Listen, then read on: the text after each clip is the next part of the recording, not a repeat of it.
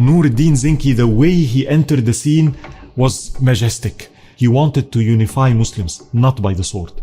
By what? By the scholars and by the hearts of people. People really sincerely loved him, and people made dua for him. People wanted him as the ruler. He took the city of Damascus without shedding one blood of the Muslims.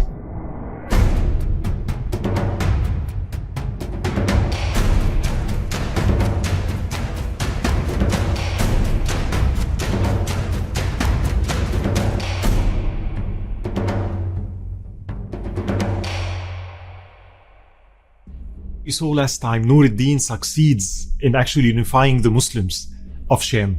And the three cities of Sham, the three big cities, Al-Mosul, Aleppo, and Damascus, are now united and presents a unified front against the Franks.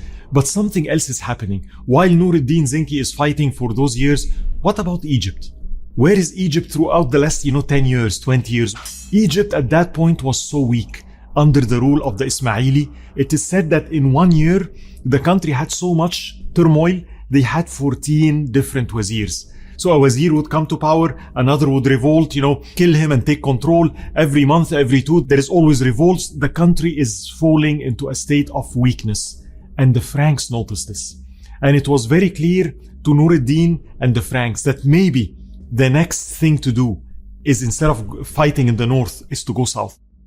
In one of those revolts, a wazir takes power. His name is Shawar in Egypt. And another wazir revolts and succeeds in retaking the power back. But Shawar succeeds in escaping. Runs all the way from Egypt to Damascus and asks to meet Nur ad-Din Zenki personally. And Nur ad-Din Zenki grants him audience. And he starts telling him, I'm the wazir of Egypt. I know the country. I have people that are loyal to me. I want to make a deal with you. You have power, you have armies, and indeed your soldiers are powerful, they're well trained. So if you help me and send some of your soldiers with me, and you help me to regain power in Egypt, I promise to be your ally. And I promise I'm going to give you a lot of the wealth of Egypt. I will support your campaigns against the Franks. You can attack from the north, I can attack from the south. You will have some support. And Nur ad-Din Zenki, what do you think? Should he accept or not? In one sense, yes, Egypt is a big country. Yes, that will help his campaign. But on the other hand, this is a very dangerous endeavor. Why? First, the country is under the rule of the Ismailis. And between Egypt and his base is the Franks. What happens if something happens to the army there? Can he trust the Ismailis? Will they really fulfill their promise? And Nur ad-Din Zenki was very reluctant. It is extremely dangerous. From strategic reasons, although appealing, but how can I make my army safe and how can I supply them? What happens if they betray? So for him, he was very, very reluctant. It was one of the commanders of Nur ad-Din Zenki, one of the top commanders of Nur ad-Din Zenki actually, by the name of Asad ad-Din Shirkuh. And that's a very important name. And again, notice the name Asad ad-Din, the lion of religion. And his name is Shirkuh. That's from the Akrad, the Rawadi Kurds, and the efforts of Adi ibn Musafir. Here is one of them, now serving with Nur ad-Din Zenki. And that man led many victories against the Franks in the north. And actually the Franks knew him very well, and they were kind of afraid from him because he's very powerful in the battlefield. He came to Nur ad-Din Zenki. He was of the opinion, Egypt is weak. If you do not do anything, eventually I can see that the Franks will take this country. And he told Nur ad-Din, allow me to take a special elite force, if you will. Just give me 3,000 knights. And I promise you, with the help of Shawar, I will succeed in putting him back in power, and we will have the resources of Egypt. That will be a great help to us. And he kept at it, till eventually Nur ad-Din Zenki agreed to his request. And now Asad ad-Din starts to select an elite force, a group, that is going into this impossible mission to attempt to bring Egypt back, if you will. And he starts handpicking those knights. And we have names like Al-Faqih Isa al-Hikari. Who's Isa al-Hikari? Notice the name. Al-Hikari, from Hikar. Al-Faqih Isa al-Hikari is actually a scholar who came from Al-Madaris al-Nizamiyya. Remember Nizam al-Mulk and his schools? Here is one of them. So he studied in the Nizami school, and then he studied with other scholars, and he was a full-fledged faqih, but also very well trained in martial arts. And he was really a good knight. And he used to wear his helmet, and he would wrap the turban around the helmet. So you have like the fighting Imam, kind of a helmet with a turban on top of it. And he was very well known in his bravery in the battlefield and his fiqh and his discipline and his, beautiful soul and his ability, to articulate and preach religion. And he was a great statesman, very good in, politics and negotiations. And so he was a very interesting man. And now Asad ad-Din picked him to be the Imam of the force. Because while we're doing this, we need a scholar with us. We need someone to continuously remind us of Allah. That's how they were. But then we see another thing. He insisted on picking a person that is young. His name is Yusuf. Who's he? He's his nephew. What's going on? Well, he noticed his nephew is being raised in Damascus. And he's having an easy life. It's not bad to have our kids have an easy life. It's not bad at all. But sometimes they live in a bubble and they don't see the world. And he insisted the only way to properly make this nephew of his attain manhood accompany me in that mission. He's not well trained, but you know what? This is where you get your experiential training. And he insisted to Nur ad-Din Zenki that he should take this young, unexperienced man as a part of this campaign. And the 3,000 knights starts to gather, and Nur ad-Din Zenki has a plan. Asad ad-Din Shirkuh with his 3,000 knights will go south, full gallop across the Sinai desert in a lightning campaign heading directly towards Cairo. But Nur ad-Din Zenki would use his forces and he would start to attack different forts in the northern area. So he keeps the eyes of the Franks away from Asad ad-Din. So now they're following Nur ad-Din. Where is he going next? And while this is happening, Asad ad-Din succeeds in actually galloping all the way across the Sinai desert and reaching the city of Bilbais. That's a small city on the eastern side of Egypt. And it was no time that he took the city. And then before the Ismailis took heed what's going on, there is a force coming from Nur ad-Din Zenki, let's prepare. He was already at the gates of Cairo. And with the help of Shawar, he succeeds in entering the city of Cairo. And he puts Shawar back into power. And it seems that it worked. That subhanAllah, 3,000 knights in this lightning campaign could put Shawar back in power and take the capital of Egypt. And now Shawar becomes the Wazir of Egypt. And it seems that is successful. And Asad ad-Din leaves and goes back to the city of Bilbais and sends a message to Shawar. We fulfilled our part. It's time for you to fulfill your part. You promised that you're giving us 1/3 of, the wealth and of Egypt, and you promised this and that. And to his response, Shawar responds, what treaty? What agreement? We have no agreement at all. You need to leave Egypt right now. And Asad ad-Din, of course, got really upset and offended. And he said, no, we had an agreement. I am not leaving till you fulfill the agreement. What do you think happened next? Shawar didn't even spare the time. He immediately contacted the kingdom of Jerusalem, the Franks, the Crusaders. And he said, what? This is a golden opportunity. You have Asad ad-Din Shirkuh with 3,000 knights in a small city in Bilbais. And you know what? I need your help. And I promise to pay for your campaign. Every night that's going to come, I'm covering his expenses, giving him gifts. I'm going to give you money, but come help me. And it's a golden opportunity for us to get rid of Asad ad-Din Shirkuh and his knights. The Franks did not need any convincing. They have been looking for a reason to enter Egypt anyway. So they gather their army and starts heading towards Asad ad-Din Shirkuh. And Asad ad-Din Shirkuh finds himself in a very difficult position. That which Nur ad-Din tried to avoid. Now he's isolated. What do you think he should do? Well, what he did was something amazing. He sent a text message to Nur ad-Din Zenki. A text message? Yes. Something that I call Pigeon Express. They found out that pigeons raised in a specific place, if you take them anywhere and leave them, they fly back to the place they were raised. So whenever an army moves, they take pigeons from Aleppo, pigeons from Damascus. So if you need to send a message, what do? You write the message, tie it to the leg of the pigeon and let it go. And in no time it will fly back. And that's exactly what he did. He had pigeons from Damascus. So he wrote a letter to Nur ad-Din Zenki. And he told him about what happened. There is a betrayal, we're surrounded, I need your help. And the message reached Nur ad-Din Zenki. Now, if you are in the position of Nur ad-Din Zenki, what do? Khalas, rah, how can I help him? And he immediately announced all the troops together, sent to all the emirs, come and help me. We are going to attack the Franks. I have to apply pressure on them so that they send the troops back to help their cities. and he gathers his forces and starts attacking different cities, the Franks realized the threat. And from their perspective, that was a golden opportunity. The top 3,000 knights of Nur ad-Din Zenki are now in Egypt. And Nur ad-Din Zenki has just been defeated before in Waqa'at al-Baqi'a, as you remember. If they can defeat Nur ad-Din Zenki now and get rid of those 3,000 knights, that will be a big downfall for the Zenkis. So they gathered their forces all the way from Antioch, Tripoli, Jerusalem, and they gathered a large army and they started to face Nur ad-Din Zenki. And Nur ad-Din Zenki announces to all, the Umara and everybody, gather all the forces. It's a big showdown. A big battle is going to happen. And in one of those letters that he sent to one of the Umara, and the Emir receives the letter, and one of his followers came and asked him, are you going to go help Nur ad-Din Zenki? And that Emir said the following. He said, no, I decide not to. Nur ad-Din Zenki became a dry bone. He's throwing himself into his own demise. He keeps fighting and impossible encounters. I'm sick of this. No. I'll just sit back on my chair, watch the show. And khalas.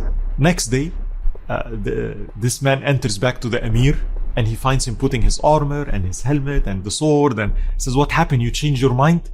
And he said, no, Nur ad-Din Zenki did something with me I've never expected. What happened? He said, Nur ad-Din sent a letter to all the scholars in my city, telling them about what is happening and about what Islam is facing, and asking them to make dua for him, and asking anybody who wants to volunteer to come.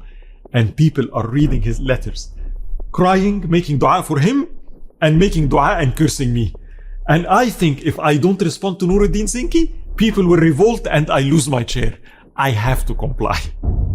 And indeed, Nur ad-Din Zenki gathers his forces and they go in a place called Harim. And the two armies stand in front of each other. And Ibn al-Athir and other scholars describe what happened that night. That Nur ad-Din Zenki spent the entire night in dua and in salah, crying for Allah subhanahu wa ta'ala. Ya Rabbi, هؤلاء عبادك وهؤلاء عبادك. Those are your servants and those are your servants, pointing to the Muslims and to the Crusaders. And he says, however, those are your friends and those are your enemies. Help your friends overpower your enemies. And then he would say something, Ya Rabbi, do not let the Muslims have any downfall because of Mahmud, because of Nur ad-Din Zenki. And he kept making dua intensely throughout the night. And the morning came. And it was the time of the battle. And the Franks arranged their order. And you had the Templars and the Hospitallers. And they started a fierce attack against the army of Nur ad-Din Zenki. And Nur ad-Din Zenki uses the very famous technique, the feint retreat. He retreats, they come in, and both sides, the left and the right, attack. And a major battle happened. It's the whole day.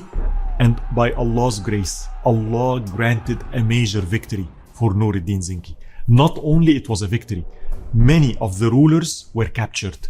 Many of the people in that battle fell now as prisoners to Nur ad-Din Zenki. And Nur ad-Din Zenki immediately applies pressure. He goes and he starts taking some of the cities. He took the city of Banyas back, starts laying siege to other cities. And he orders one of his knights, take some of the flags and immediately full gallop go back to Egypt, show them to Asad ad-Din Shirkuh, show them to the people in Egypt.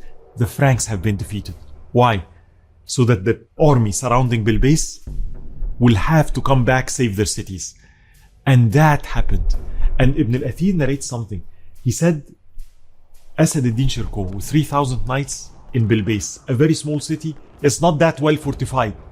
For 2 weeks, the joint army of Egypt and the Franks could not take this city from 3,000 knights under Asad ad-Din Shirkuh. And he says, and this is one of the strangest things that I write about. Those soldiers with Asad ad-Din Shirkuh, they're not like the soldiers. Remember the first crusade? Remember what happened? Something changed. The change is not only in Nur ad-Din Zenki. He's not a superhero by himself. Look at Asad ad-Din. Look at those 3,000 knights sitting, defending a city for 2 weeks. It's hopeless. Maybe you should make a treaty with the Franks. They will let you out. Nope, we're sitting. They're not giving up. And they're successfully holding the city. And now the tide is going to change. What do you think happened next? Shawar did a very interesting political maneuver. He sends 2 letters, one to Asad ad-Din Shirkuh and one to the Franks, telling both of them, look, the situation isn't good. And the Franks, you've been defeated and Nur ad-Din Zenki now is threatening your cities, you need to leave as soon as possible. And he sends a letter to Asad ad-Din Shirkuh. Your position is not that great either. You've been surrounded, and what hope do you have? So here is what I propose. We will make a deal. Asad ad-Din Shirkuh will allow you to leave with your 3,000 troops and you can return back to Nur ad-Din Zenki. The Franks, I will pay you extra money and you can take that money and return back to your forts and your cities, defend them against Nur ad-Din. And they finally agreed to that. And subhanAllah, Ibn al-Athir narrates that the Franks started watching as the doors of the city of Bilqis opens. And Asad ad-Din Shirkuh himself standing with his sword as his 3,000 knights are going out. And the Franks with a huge army are surrounding them. And it is said one of the Franks came to Asad ad-Din Shirkuh. And he said, I heard a lot about you, but I have a question. Aren't you afraid? You've trusted us. You opened the door and you're coming out to the open. Aren't you afraid that we betray? And then we attack you in the open? And then what will happen to you? And Asad ad-Din responded back, I wish you would do so. It was not of my opinion to actually agree to this treaty. My opinion was to fight. But it's my friends and the concept of shura, taking the opinion of that I followed, that everybody told me this is the wisest thing to do. But I was of the opinion to fight. I wish you attack us right here because we will attack you back. And not one of us will die except that we will kill 10 of you first. And then none of you will go back to your cities and Nur ad-Din Zenki will take all your cities. That man responded to Asad ad-Din and he said, I used to see people that are afraid from you and I never understood why. Now I understand why the knights and people like on my side are afraid of you. So now who wins? Shawar. It's obvious what he did. He used Asad ad-Din Shirkuh to put him back in power, neutralized him with the Franks, and then what happened? Both of them left and Shawar retains the power of Egypt. Asad ad-Din returns back to Nur ad-Din Zenki, of course, very frustrated, very upset at this betrayal. Nur ad-Din Zenki was elated. Alhamdulillah, you're safe. We won. Allah saved you. See, Alhamdulillah, by the grace of Allah. But then Shirkuh was not happy. And he told Nur ad-Din, I saw Egypt and I saw it's not strong at all. The country is weak. And the Franks now realize what's going on. And it's a matter of time. They would definitely return and Egypt will fall for them. We must not let that happen. Please allow me to go back and I will take Egypt from Shawar and I will bring Egypt back. And Nur ad-Din Zenki now is very reluctant.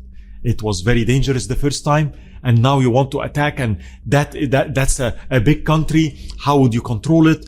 And Asad ad-Din kept at it.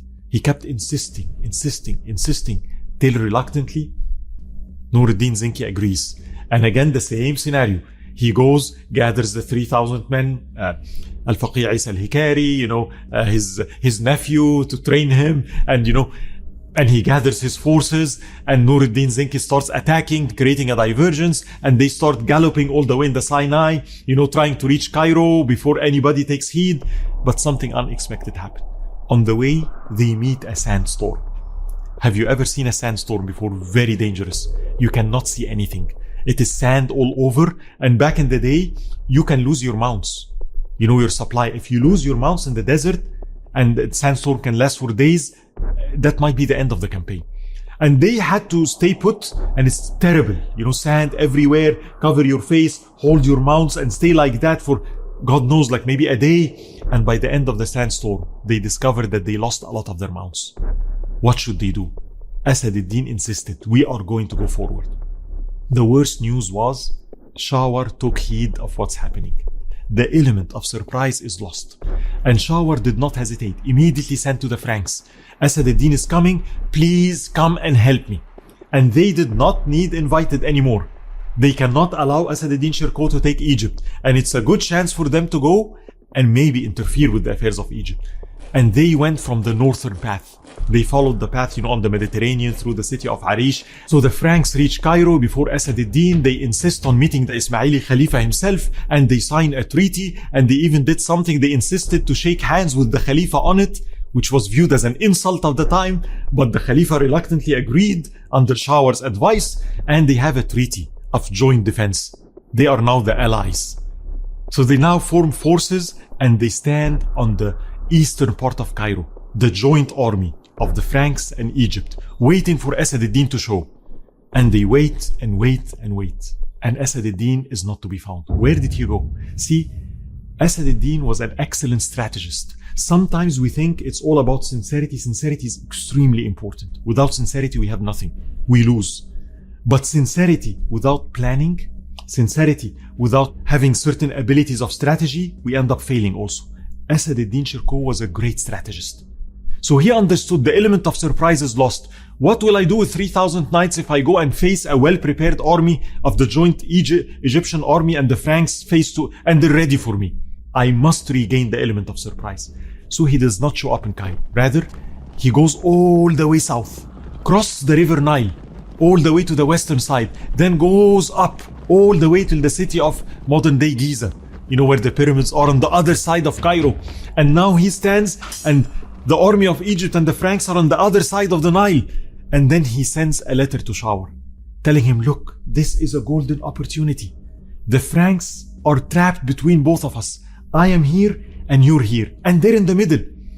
Consider joining forces together. We can together attack them. We can get rid of them. Please accept my offer of what we can still work together. It's a golden opportunity. The response of Shawar was the following.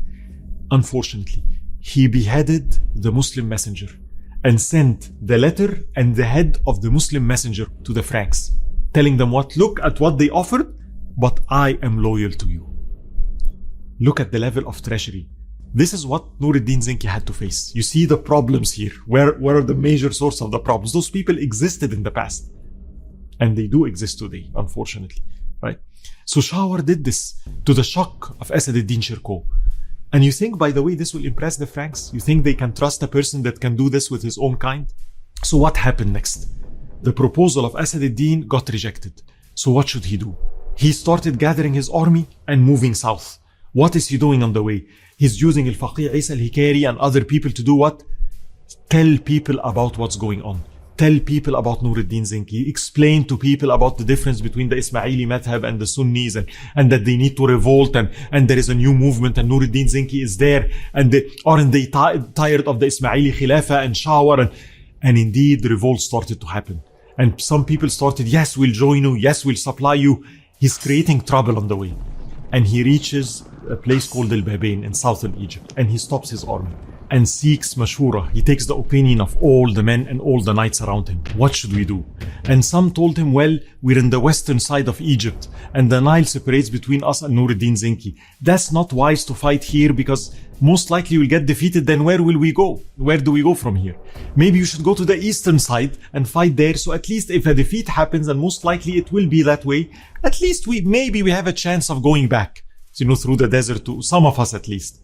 And some suggested maybe we should abandon the quest altogether. Khalas, the element of surprise is lost. What can we do? Just let's try to return back safely to Nur ad-Din Zinki.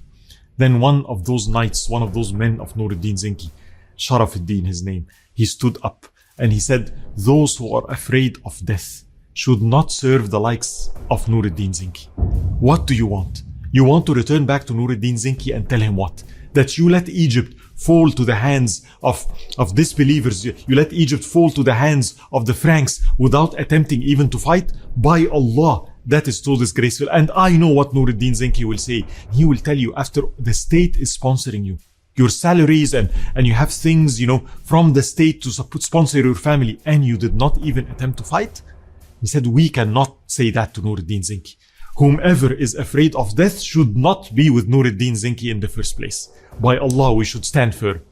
And Asad ad-Din, once he heard this, and said, this is exactly what I wanted to hear. Have glad tidings. The moment of victory is near. I have a plan. I know what they're going to do. They are after me. So once they see my flag, they know my flag. They are going to focus their attack directly at my flag, thinking that's where I stand. And I have a plan. I'll give my flag to my nephew, Yusuf, this young man. They are going to they're going to think I'm here. They are going to attack you. Once they attack you, don't resist. Start to fall back. Start to run back. Let them follow you. And I will stand with some of the strongest knights on the right side and the left side. And once we create a gap and they start to follow you, we do a pincer movement, if you will. And then we attack them from both sides. And that's exactly what happened. He predicts his enemy. A good strategist is not just one who has a plan. His plan is based on what? How my enemy is going to attack. That's a part of planning. Indeed, what he predicted happened. Once the battle started, the Franks concentrated their forces and they started charging towards the center, where they saw the flag of Asad ad-Din retreating, and they thought they're winning, and they started to follow, and the gap was created. And all of a sudden, Asad ad-Din goes from both sides and surrounds them and starts attacking. And Ibn al-Athir writes down, he says, وَهَذَا مِنْ أَعْجَبْ مَا يُؤَرَّخ. This is one of the most amazing and strangest things I write about in this book of history of mine. That 3,000 knights under Asad ad-Din Shirkuh could defeat the whole army of Egypt and the whole army of the Crusaders.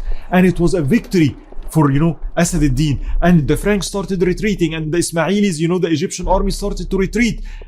And then they decided to go back, defend Cairo. Because now Asad ad-Din is going to go try to take the city of Cairo. They gather their troops, wait for Asad ad-Din at, the gates of Cairo. They wait and wait and wait. What happens?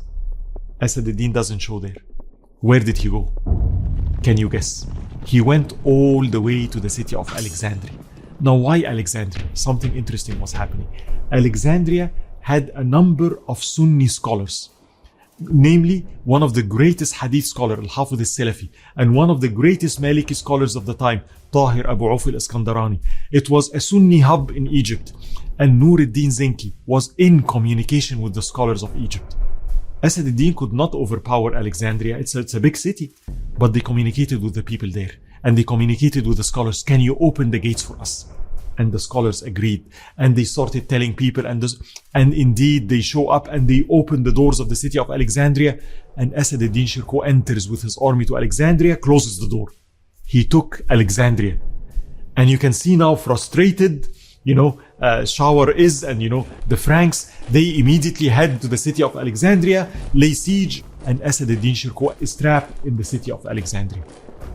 It seems like the situation is repeating again. And he sends a text message to Nur ad-Din Zinki. And again, the same thing. Nur ad-Din Zinki starts fasting and starts gathering his troops, making dua to Allah, starting attacking the Franks. And the situation was almost desperate. What do you do? The city of Alexandria is well fortified, but you're surrounded. And Asad ad-Din does one of his maneuvers. He takes a batch of his knights, maybe 1,000 of them. He orders the city doors to be open, and he charges out of the city. He successfully penetrates the siege and starts heading back to the south of Egypt. Doing what? Same thing. Riots, gathering people, and Shawar realized what's going on. And what does he do? He proposes a treaty again.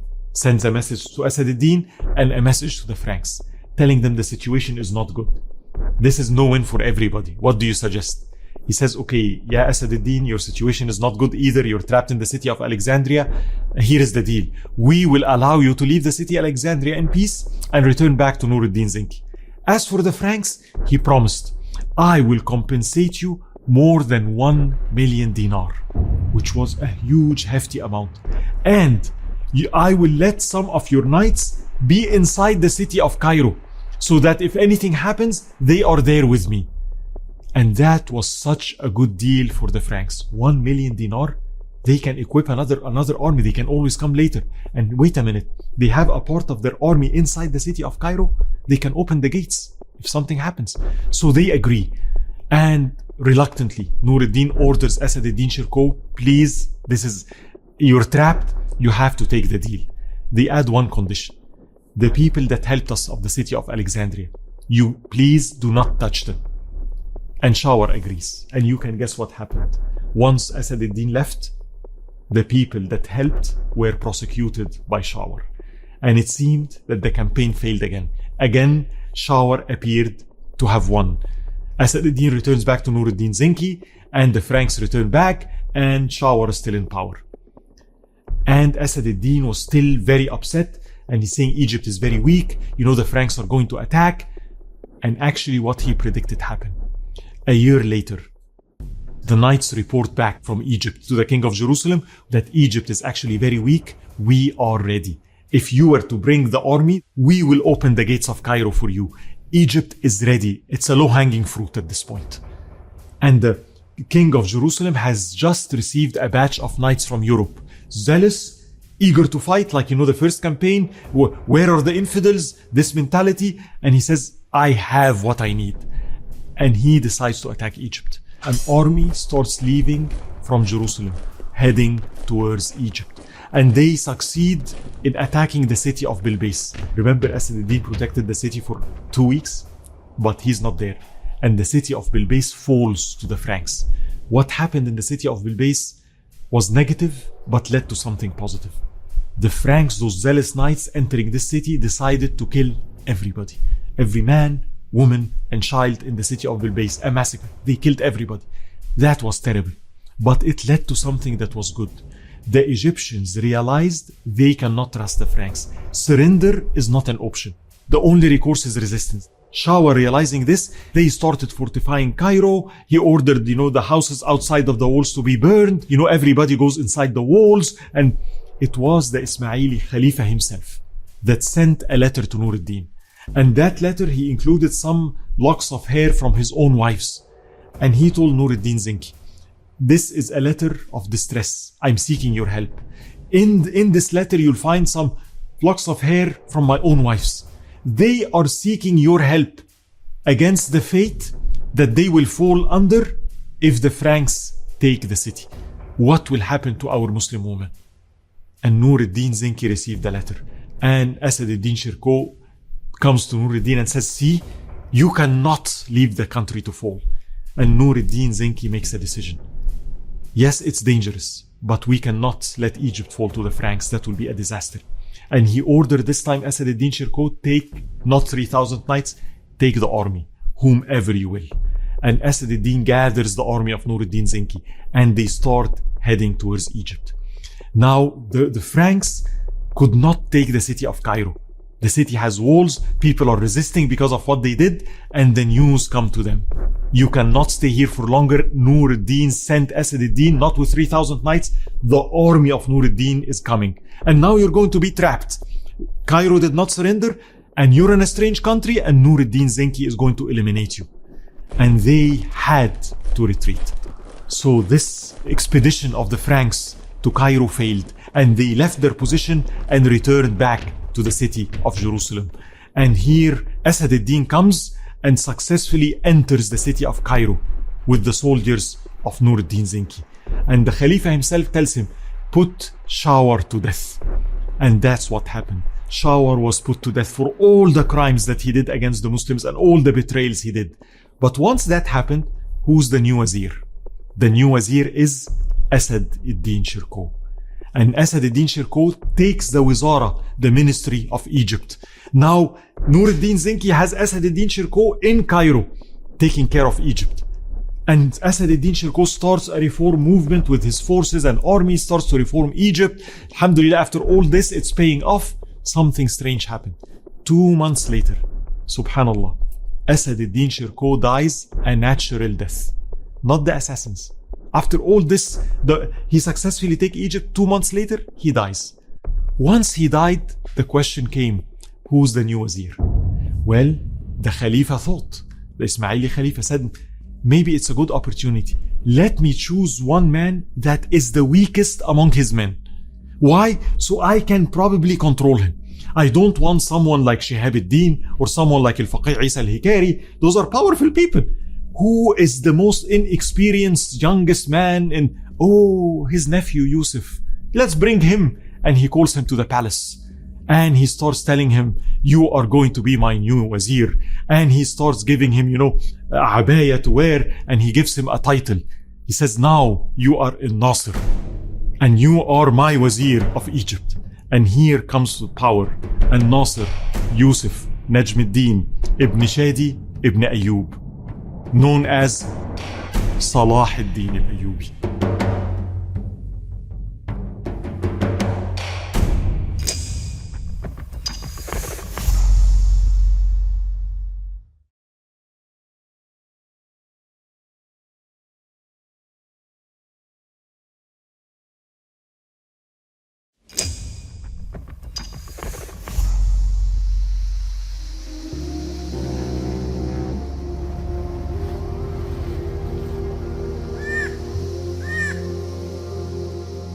Sometimes ibadah makes me feel anxious.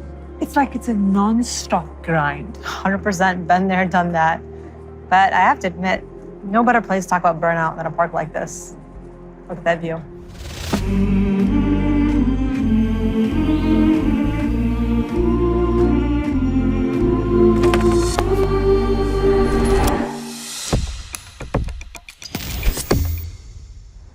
I struggle sometimes because even when I feel like I'm doing everything right, it still feels really empty. You know, I had almost the exact same feeling, if not even more exaggerated. I realized something. I was absorbed so much into the hustle culture, right? That I started importing hustle culture techniques to my ibadah. And what I noticed is that instead of just using, right, my extra salawat, using like my Qur'an as a time to just like reflect and like connect to Allah subhanahu wa ta'ala, it suddenly became this thing where it's like I had to be productive. So what is productivity? Like if you use a productivity lens, what does that mean? Well, I gotta read more, I gotta do more. There's goals to reach every day. There's goals to reach every day, right? And it's like, and it works fine, sure, it was good, it had that discipline, but then something interesting like happened over time. It's Ramadan and like, you know, I'm trying to pray Taraweeh, right? I'm trying to pray Qiyam al-Layl at night. I'm trying to like really push myself to do more. And then it became about like how many rak'ahs can I pray rather than like, are you even like making dua to Allah subhanahu wa ta'ala? Are you even connected, right? And I was starting to get frustrated when like I couldn't even stand in salah and think to myself like, I'm just gonna enjoy 2 really good long rak'ahs. It was like, it didn't give me that sense of like satisfaction, right? And it's more. And here I am looking for even like the idea, right? I'm looking for a sense of satisfaction. And I just kept thinking to myself, like made me feel that emptiness, right? Like, I just need to pray more and more and more. And then I lost that enjoyment. Qur'an, same thing. It's like I need to read more. And I lost that sense of enjoyment. And it really made me realize, like, what's the point of all of this? Like, is it about doing more, right? And the problem is then I started to get anxious around doing anything, right? Like specifically ibadah, like, why is salah making me anxious? Like, I'm told, remembering God, I'm going to have that contentment, but now I'm suddenly anxious trying to read Qur'an because I'm in this mentality that... So you're talking about anxiety. Do you know what makes me anxious?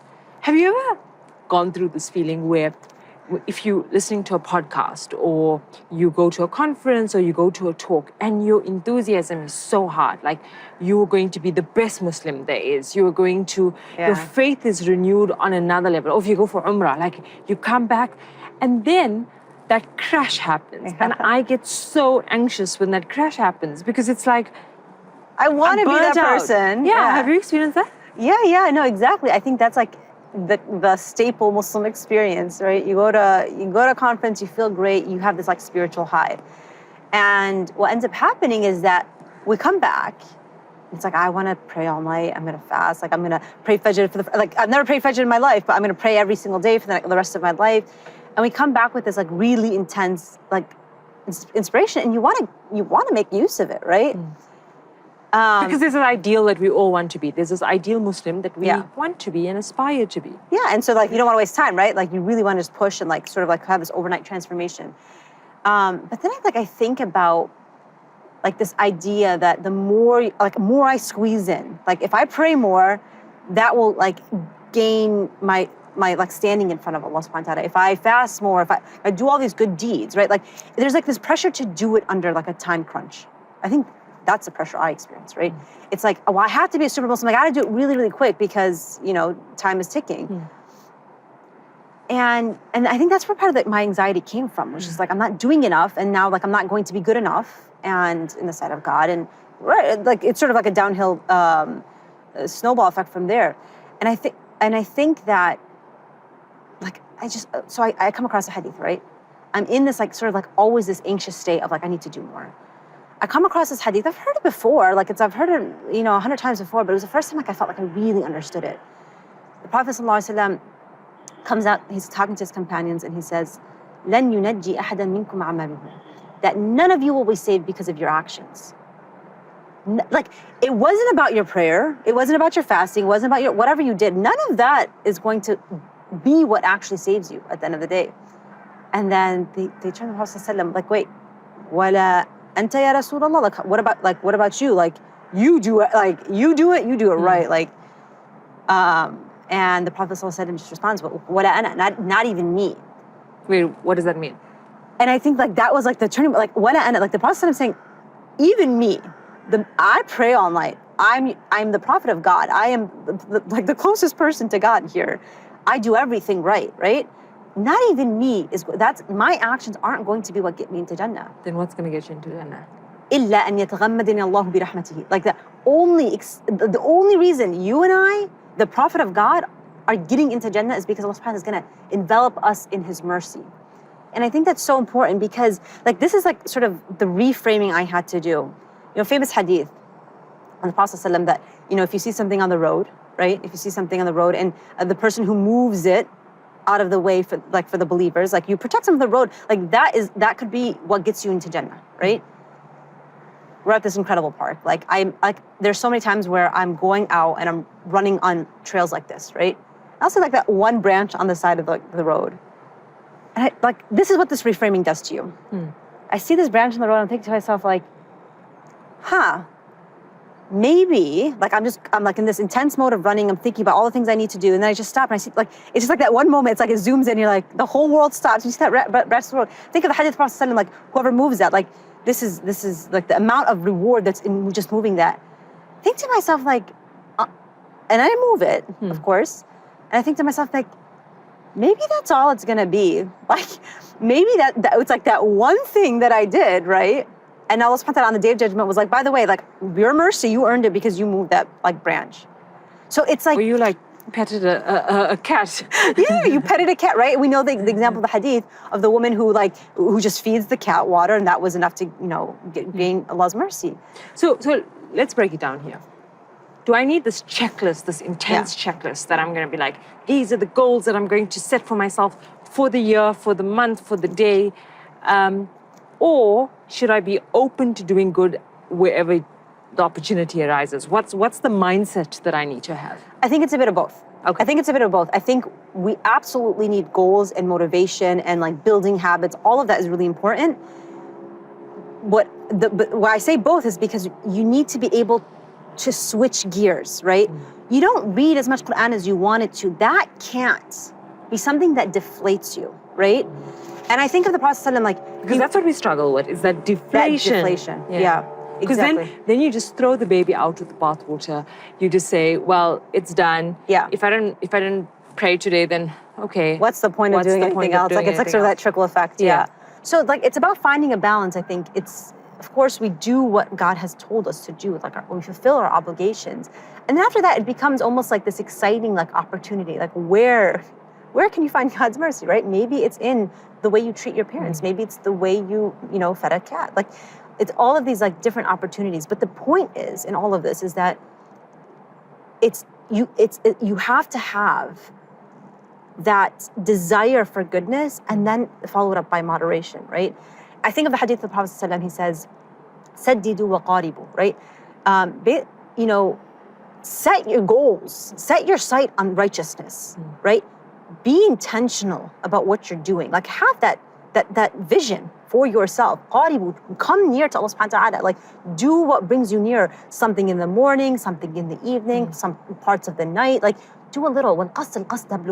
And it's through your moderation. Be moderate, and you'll reach your goals. So this is not being mindless, right? This is not. Yes. But it's just not being obsessed with quantity. Exactly, right? And I think it's that, like what you're mentioning, this balance of, you set goals, you set vision, you have that motivation, saddidu, right? Have that vision for yourself, be upright, and through that moderation, you reach your goals. Prophet ﷺ walks in on, like, by the way, these are all the hadith that like sort of run through my head every time I'm going through, like, I need to do more. I'm like, Justine, breathe. Remember the Prophet of God, right? Sallallahu Alaihi Wasallam. And he says, he walks into Aisha anha, and there's a woman who's with her. The Prophet's like, oh, Sallallahu Alaihi Wasallam. He's like, oh, who's with you? Like, who's this lady? And Aisha's like, oh, this lady, she's the one, like, everyone knows her for she prays so much, right? Like, Which talk of the She's town, that right? lady. She's that lady, right? And the Prophet ﷺ says, like, he actually, what would you think the Prophet ﷺ would say? Amazing. Jannah. Keep doing. You are a woman, you do the same. MashaAllah, right? Like, that's what Islam is all. No, like, that's what I think is incredible with this hadith. The Prophet ﷺ says, like, like, alaykum bima tutiqun, like, just take it easy for a second. Do what you can handle. Like, the idea is not about like praying all night. It's not about like as much, like get in as much as you can. Do what you can handle. Why? أحب الأعمال إلى الله أدومها وإن قل. The best of actions to Allah subhanahu wa ta'ala are those that are consistent even if they're small. When I was deciding what's going to be my word of 2025, I said consistency, and then I was inconsistent the next day. But it is such a struggle, consistency, because we have these grandiose plans and they just don't work. You know, it's literally all about consistency. And this is something the Prophet ﷺ emphasizes like day in and day out. Like he literally says, don't be like this person. Like, don't be like that so-and-so. He used to pray, but now he doesn't. Like we've all been there. Like we come back to that spiritual high, like that's it every night, right? I'm getting up for tahajjud, I'm getting up for fajr. And then it's like, like day 5, like, right? Don't do that. Don't be that person, right? Be that person who has these achievable goals. They can be moderate in what they're doing. Like have this vision for yourself, but take it easy, take it slow. And I think what's so incredible about that is that to me, like, it's like this idea that consistency is a part of the sunnah. Like it's ingrained into the sunnah. Like the Prophet says, like, be consistent. It's easier for you. You can get it done better. Like all of this sort of like adds up. And you don't have that crash and burn. You don't have that crash and burn, right? And it really requires sort of like this, like sometimes you just have to balance, like turn off the fire inside of you to be able to see the wisdom behind it. Because at the end of the day, what's going to matter? Is it going to matter that you know, for a week straight you prayed all night, and then by the time you passed away, like your ending was one in which you weren't praying at all? So when I say vision, I mean like, what's your vision for meeting Allah subhanahu wa ta'ala? What's your vision for when you're going to pass away? Because what does a life look like when you are doing something small and consistent? Well, I might not be praying all night, but every single night until the day I meet my Lord, I'm praying those 2 rak'ahs. I'm just praying two quick ones. Qul huwallahu ahad. You can read Surah Ikhlas and Surah An-Nas and Falaq, whatever the case is. But you know what? I did it every single day, right? And I think that's, and God, like, it's not even like, okay, like, you know, Allah, like, I'm doing this, like, no, Allah subhanahu wa ta'ala says, like, I love that for you. I want that for you. I don't want you to do things that you cannot handle, right? And so, like, there are so many examples from the life of the Prophet ﷺ. You know, a group of men goes to the household of the Prophet ﷺ, the wives of the Prophet ﷺ, and they're like, you know what? Who are we compared to the Prophet of God? I mean, he is the Prophet of God, and he's going to get into heaven, but we got to push ourselves, right? That's the attitude I have. It's like, I don't got a free pass. Like, nothing is predetermined here. Nothing is predetermined here, right? I can't bank on the fact that I'm a prophet of God, so I got to push myself. And the companions, the same exact thing. Like, well, we're pushing ourselves. So they're waiting at at the household of the Prophet ﷺ, and he's like, well, you know what? I got this. Like, me, I'm gonna fast the rest of eternity. Like until I die, I'm gonna fast every single day. Like that'll really get me somewhere. One person says, well, I'm going to pray all night, every single night for the rest of my life. Another person says, well, I'm never going to get married. Like, I'm going to have that time for myself to, you know, that closeness to Allah subhanahu wa ta'ala. The Prophet comes and hears what he's saying. He's like, listen, inni akhshakum lillah. Like, I fear God the most.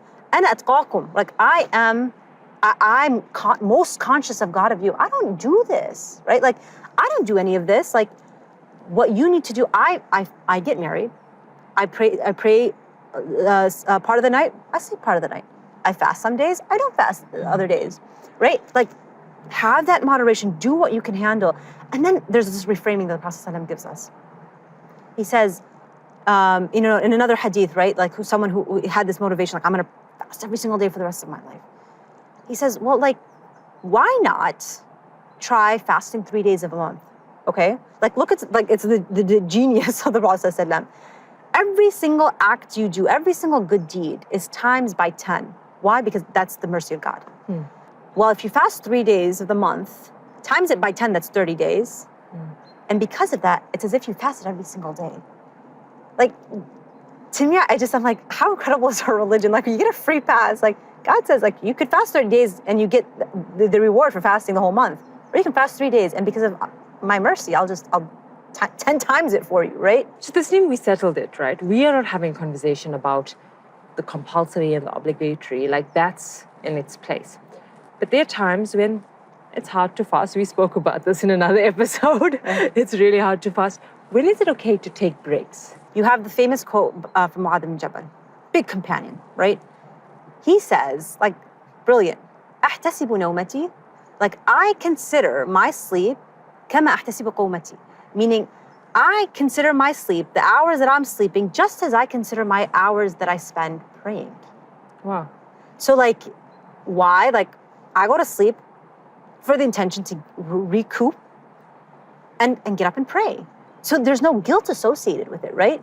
The idea that, no, if I'm recouping, right, I'm taking this time to be able to use it to make me strong for the sake of God, that counts as ajr. Like, that's the beauty of our religion. Abu Darda, similarly, he says, like, you know what? I take breaks of lahu, right? Of distraction, of fun. Like, I take that as an opportunity to, like, again, recharge and get back to what matters. You know, when you're on the spiritual high, there's like this guilt that creeps in, because if you're reading so much of Qur'an and you're trying really hard, it's Ramadan, just going for a walk and you feel guilty. Yeah. Or like going for a nap and you feel like, oh, I'm the worst person. Yeah. Why do we feel like that? I agree. And again, I think to me, it was like, oh my God, I'm absorbing hustle culture into my ibadah, right? And this is like, these examples are like just a reminder to Steam, like, it's about your intention. It's about what you can handle. Like, I can keep going with these ahadith. It's not like these are one-off, like, oh, I dug in a deep book of a weak hadith. No, these are so common in authentic narrations. Emphasis, time, and again, it's not about how much, it's about what you do. Be intentional. Like, so just to clarify, breaks are not just okay, they're actually necessary. They're actually absolutely, they're necessary, right? I'm going to do this to be able to, stand forth when I need to. Which reminds me, like, it's a quote from Umar al-Khattab. He says, like, you know what I like a man to be? I like a man when he's with his family, he's carefree as a child. He has that outlet to just let go, just be himself, just have a good time. But when he's needed, he stands up as a man. Like, when duty calls, like, you get up and you do what you have to do. That's the mentality. Like, relax, take breaks, enjoy your family, all for the sake of Allah subhanahu wa ta'ala.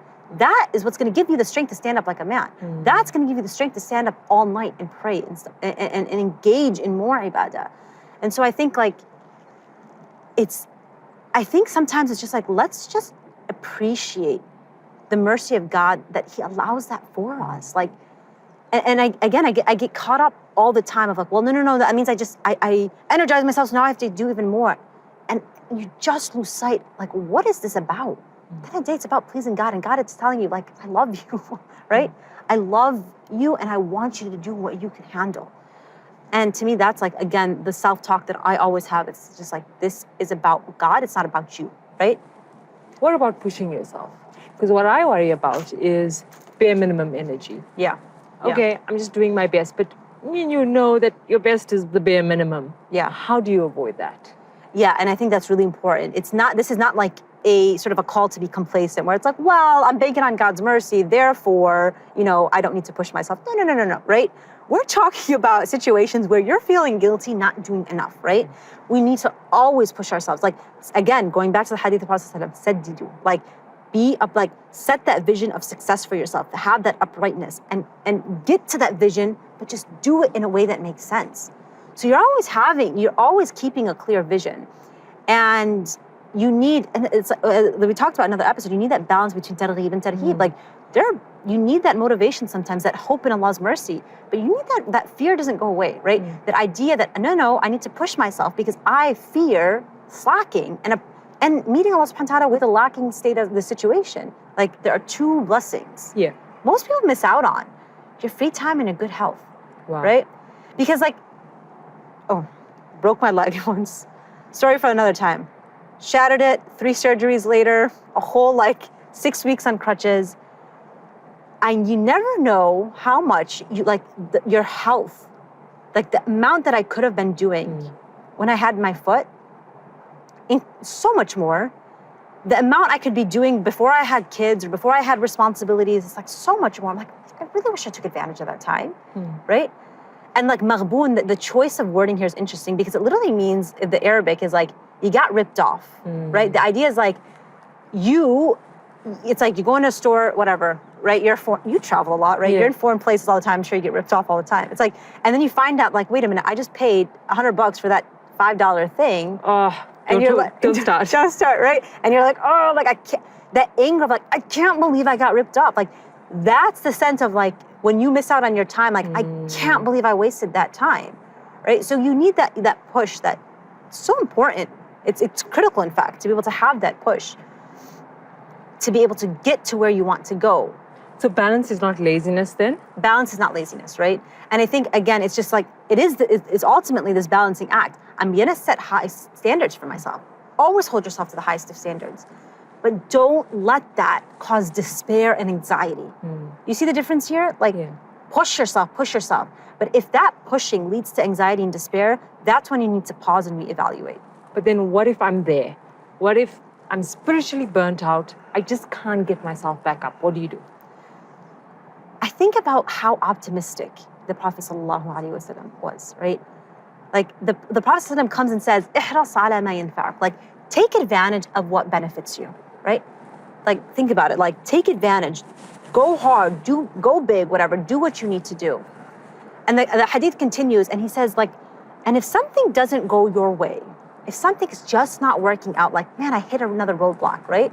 Maybe I hit a roadblock in terms of like how I'm feeling. Don't ever say, "Lo kana kada wa kada." If only I did this and this. If only I prayed more. If only I hadn't made this mistake. Don't ever say that, the Prophet ﷺ says, because like if your whole like basically second guessing yourself, that opens the door to shaitan, right? That leads to despair. What good does despair do anyways? Well, yeah, despair just keeps you locked in place, right? And the Prophet ﷺ says, don't do that. Don't get stuck in that state. وَلَكِنْ قَدَّرَ اللَّهُ مَا شَاءَ فَعَلَ. But when you're feeling that sense of like, what am I doing? Like, what's the point, right? You say, this is what God has decreed, and whatever he decrees is gonna happen. Like, again, just think about what that tells you, like mentally, like the strength that gives you. When I say like, listen, you're gonna, the process I'm saying, look, there's going to be 1,001 moments that you're gonna think, if only. That's human, right? Don't do that. Don't do that. And always ground yourself, like, whatever God, that's what God decreed. I made a mistake, God forgive me. I could have pushed myself more, God forgive me. But you keep it pushing. And that's the optimism that's like so inherent to the life of the Prophet ﷺ. Like, think about like just even a simple hadith, right? The Prophet ﷺ, and this is narrated from Umar al-Khattab, he says, whoever misses their portion from the night. So say you get up for tahajjud, you pray, you normally pray qiyam al-layl, you normally do something at night. That person, you normally do this, right? Some nights you might miss it, right? What happens when you miss? Like, you start off your routine in a bad day. It's like, no, if you miss one, you miss all. You miss all, right? And then like that's the cycle that we're always stuck in. It's like, I missed tahajjud. Oh, like, should I even bother praying fajr or sunnah for fajr? And like, like today's just gonna be a bad day. Like, and it just kind of like snowballs into this negativity, right? And the Prophet says it. You know what he tells you? He says, if you're that person, you missed it. Make it up during the time of duha, between the time after fajr and before dhuhr, in the permissible time to pray. Make up whatever you're gonna pray at night during that time. And you know what? You get the same exact reward. Like, if that doesn't tell you keep it pushing, I don't know what will, right? So missed opportunity isn't failure. Missed opportunity isn't failure. And the Prophet says, nope, say that's what happened. قَدَّرَ اللَّهُ مَا شَاءَ فَعَلَ. For whatever reason I missed my alarm, for whatever reason I wasn't able to get up, that's what God decreed. And you know what? I'm gonna keep going at it. I'm gonna pray it, and I'm gonna get the same exact reward. And that's the beauty and the mercy of Allah subhanahu wa ta'ala. Tasneem, what I'm getting from you is that Allah rewards effort, persistence, and optimism. Absolutely. What about you? What do you do when you're feeling spiritually burnt out and need a boost? Share it with us in the comments or with a friend who's on this journey too.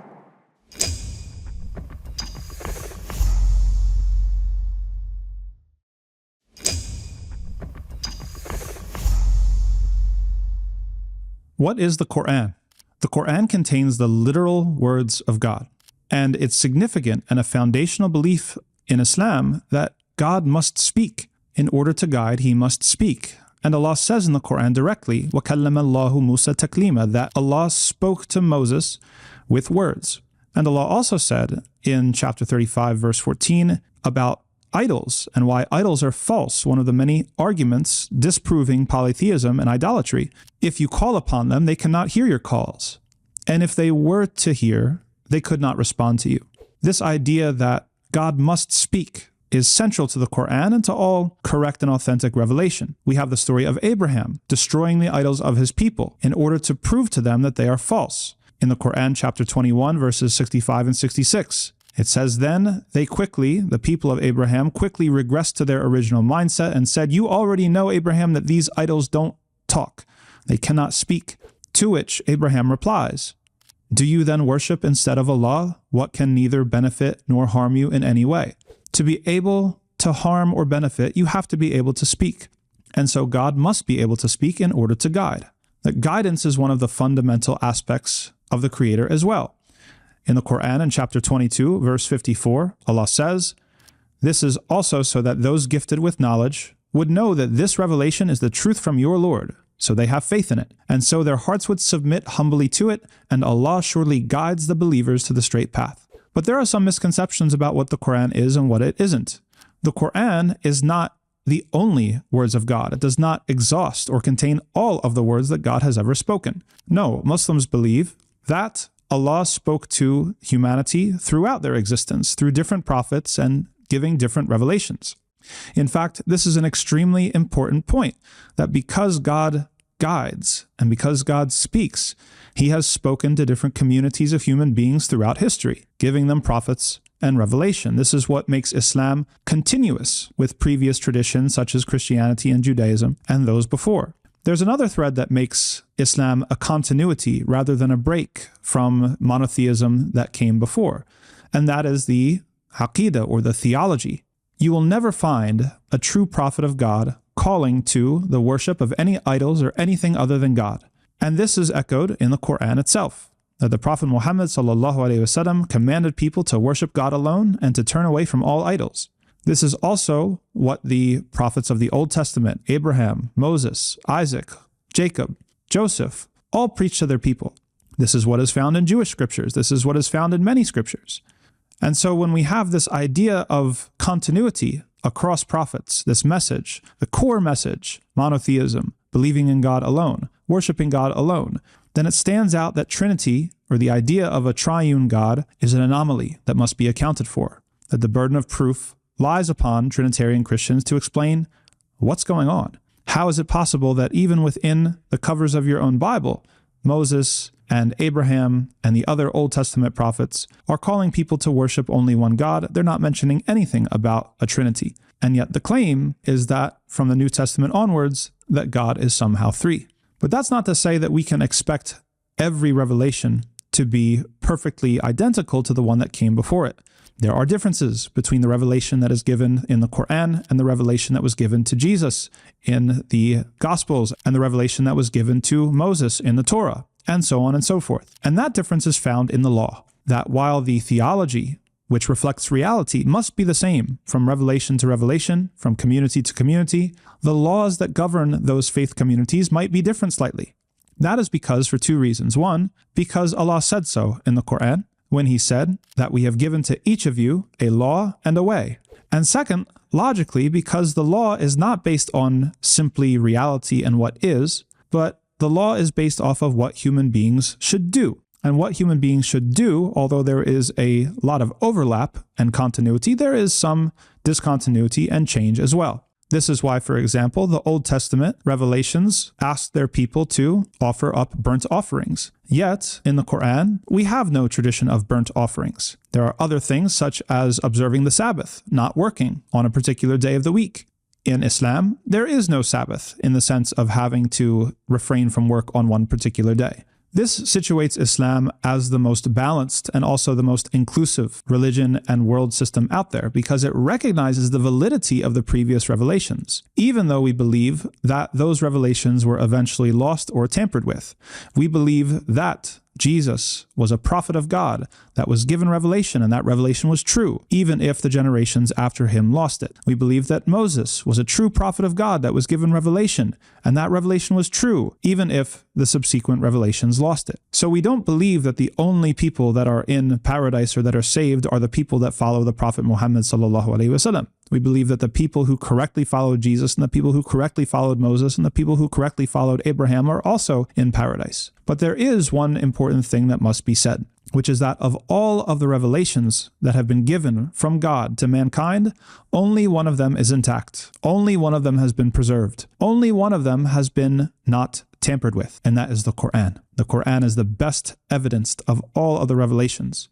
And if you don't believe me, then I encourage you to look into the manuscript evidence and look into how these different texts and scriptures were committed from pen to paper and to memory, and how they were passed down through the ages. You will find that there is nothing similar to the Qur'an. And if you claim to be a believer of God, and you claim to be someone who follows the prophets, the prophet such as Abraham and the prophets such as Moses and Jacob and Joseph and Jesus, then you owe it to yourself to find out the truth.